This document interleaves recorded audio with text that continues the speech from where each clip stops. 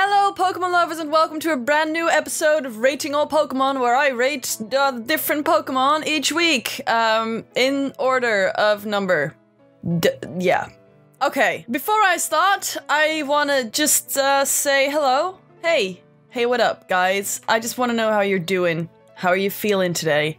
Please just let me know because I want to know. We have 5 Pokemon to rate today, and I'm just gonna start with number 456, Finian. Now, Finian is an adorable little fish Pokemon. It is known as the Beautifly of the Sea because it has tail fins that look like butterfly wings, although they look nothing like Beautifly wings, more like Butterfree wings. So I don't know what the fuck they're on about, but so yeah, Finneon is pretty much just a fish. It lives in Alola. I remember running into it in Alola and I was like, ah, that is a Pokemon. That is a Pokemon. That is a Pokemon. I was like, oh.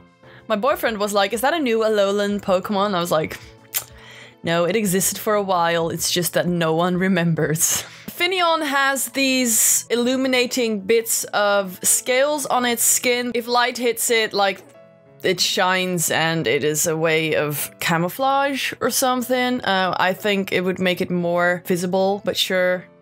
I don't understand the ocean, so what do I know? Here's a kind of uncomfortable Pokédex entry from Pokemon Moon. It says, its double tail fins propel its energetic jumps. When it breaks the surface of the sea, Wingull swoop down to grab it on the fly. Why are all these Pokédex entries about how Pokemon die?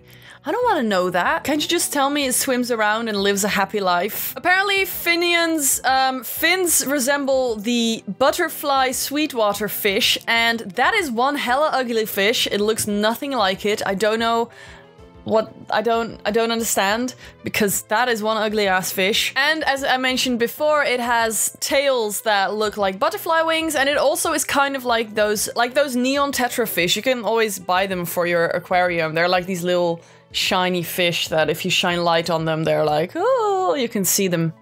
So that's what they're based on. Finian's name comes from Fin and Neon, neon referring to the shininess of it. And I rate it something was in my throat again every single time. I rate it a 3 out of 5 because I forgot, and it's also kind of boring. At level 31, Finneon evolves into Lumineon. Now, Lumineon is a pretty fish. It looks way better. Lumineon has these fins on its chest, and it uses those fins to actually walk on the ocean floor. It's a very deep sea fish, and most deep sea fish are kind of ugly, but Lumineon is not. It also lures prey to it by using its light reflecting fins. They'll be like, oh, shiny, like Dory or something, and they'll go to it, and then Lumineon will eat them. It has the same prey as Lantern does, so they compete over their prey, and that is how they live their life. And apparently Luminion's favorite snack is Starmie, which doesn't seem tasty at all to me, but you do you. Now again, Lumineon is also based on this freshwater butterfly fish that looks like a turd in the water. It's a very ugly fish. Now, there are many things Lumineon could be based on. Because it walks on the ocean floor, it may be based on the tripod fish. It also seems to exhibit bioluminescence because it shines a light into the darkness of the ocean, which is something that the marine hatchet fish also does, so it could be that. Another fish it could be based on is the Siamese fighting fish because of its its illuminating abilities, but also its cool looking fins. And like I mentioned with Finneon, the neon tetra, which is just the tiny shiny fish. I give Lumineon a 4 out of 5. Next up is number 458, Mantyke. Mantyke is the pre-evolution of Mantine. Mantyke evolves into Mantine when it levels up with a Remoraid in the party, and that is why Mantyke is very, very often seen in a school of Remoraid.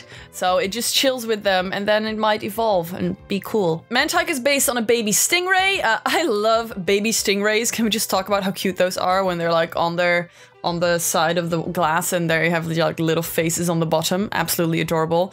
Anyway, Mantyke has a type of smiley face pattern on its back, which differs in every region. That's kind of cool. It also has these little antennae on its head, and it uses those to feel the ocean currents, which is useful because then it knows where the currents are. So, like I said, Mantyke is based on the on a baby manta ray or stingray. I mean, I think are they the same? Maybe, maybe not. I don't know. The Mandarin Chinese name translates to small ball flying fish, and I don't even know what the hell that is supposed to mean, but I like it. So I give it a 4 out of 5. Next up is number 459, Snover. Now, Snover is an ice and grass Pokemon. It seems to be based on Pinecone because of the way it looks. It has these plant-like things on its hands. It kind of also looks like a mountain. Another fun fact about Snover is that it grows these berries on its body, and you can eat those berries. They're like a tasty frozen treat. Snover is very curious, and it really likes finding out what the hell people are about. Because it lives in very snowy mountains, it doesn't see that many people, and it's often found around people's footprints to just be like, hey, what the hell's this? I want to know. They're curious, and it's cute. Now, I mentioned that Snover seems to be based on mountains and pine cones, but it may also be based on the daikon radish, which is also known as the winter radish. It kind of has the same shape, and it's a radish that only grows in the winter. When I said it resembles a mountain, it wasn't an accident.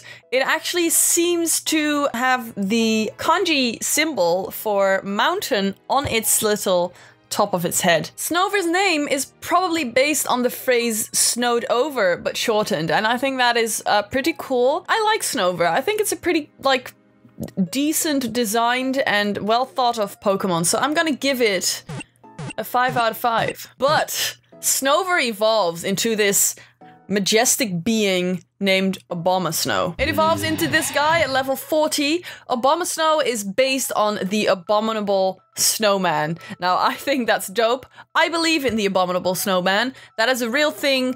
Don't fight me on it. Or do. I mean, I'm most likely wrong. Abomasnow lives on snowy mountains and only appears when snow flowers bloom. And I think that's pretty cool. It is not that abominable. It is an alright guy. It doesn't really show itself often because the snow flowers don't bloom very often, and it uses blizzards, which it creates itself, to hide from humans and other creatures. Abomasnow also has a mega evolution. You use the Abomasite to get it to evolve into that guy. It is a very hairy looking Pokemon. It has these crystals on its back, and I have to be honest, it's pretty badass. Like, it looks like a very, very angry, puffed up dog or something. It's great. So, Abomasnow is based on an evergreen tree that has been snowed on, very specific, and the Abominable Snowman, like I mentioned before, which I think is cool as heck. I give Abomasnow a 5 out of 5. Thank you so much for watching this week's episode. I hope you had a good time. I hope you learned something new. For some reason, these Pokemon I've had the last few weeks haven't really had much depth, which is sad because, you know, I wish all Pokemon had like a really cool, dope-ass backstory, but they just don't. So we'll have to live with it. Thank you so much for watching. If you want, throw a subscribe in the box. Because I apparently am not a real YouTuber, I'm just gonna get out my fidget spinner, and I guess that's it. This is how I'm gonna become famous. I wish you all a very good week. Peace.